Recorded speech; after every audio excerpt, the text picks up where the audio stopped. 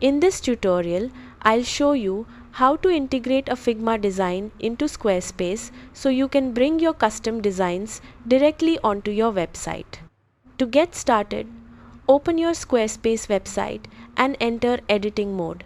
Navigate to the page where you'd like to display your Figma design.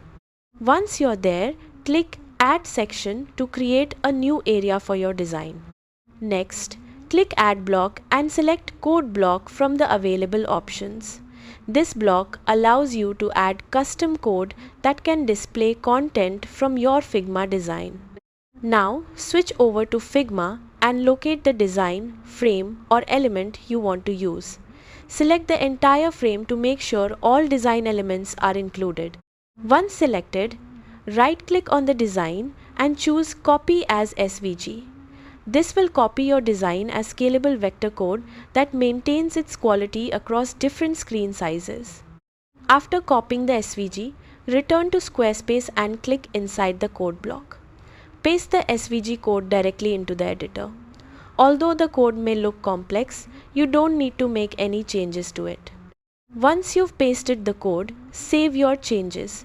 Your Figma design should now appear on the page.